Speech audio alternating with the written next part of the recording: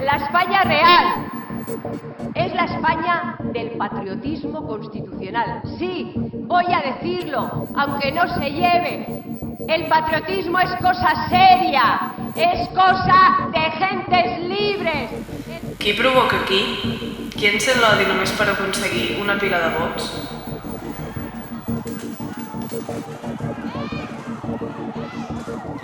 Qui pateix la brutalitat policial? Qui pateix la contínua criminalització?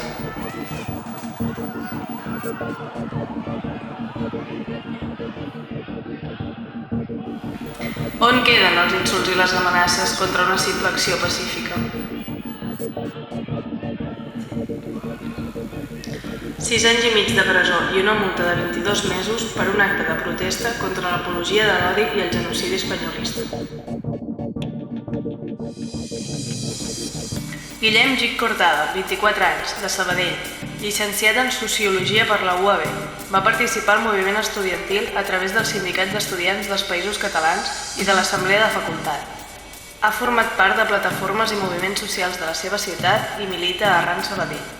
Aitor Blanc Aranjuelo, 29 anys, de Santa Coloma de Gramenet, secretari administratiu, membre i regidor de Gent de Gramenet, membre de la Coordinadora Obrera Sindical i de l'Associació Cultural Popular Ara Mateix.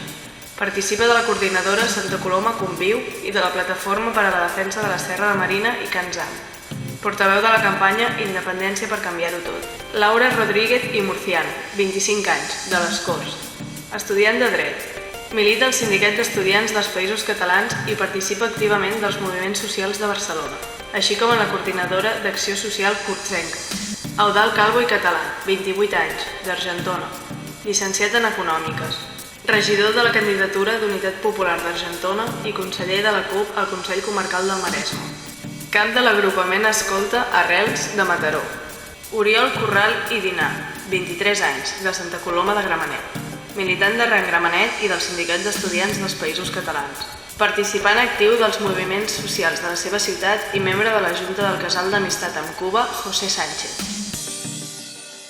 En Guillem, l'Aitor, la Laura, l'Eudald i l'Oriol són 5 independentistes que el dia 5 de març del 2010 van participar d'una protesta a la Universitat Autònoma de Barcelona.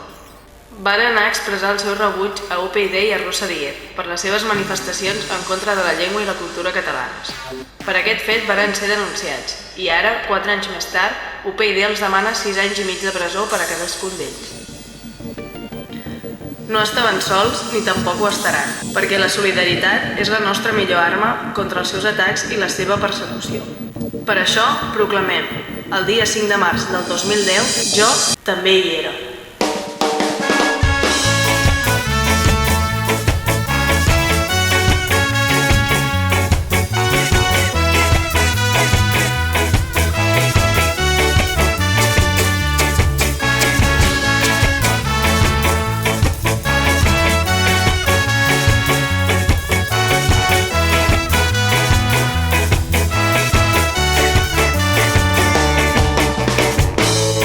La tendresa que ens deixares, amb les coses senzilles, amb la terra en 3 dits.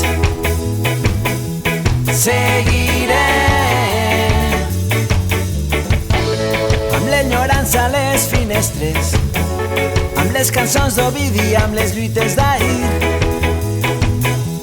Seguiré amb la il·lusió que desbordaves, amb les paraules vives, amb els somnis humils. Seguiré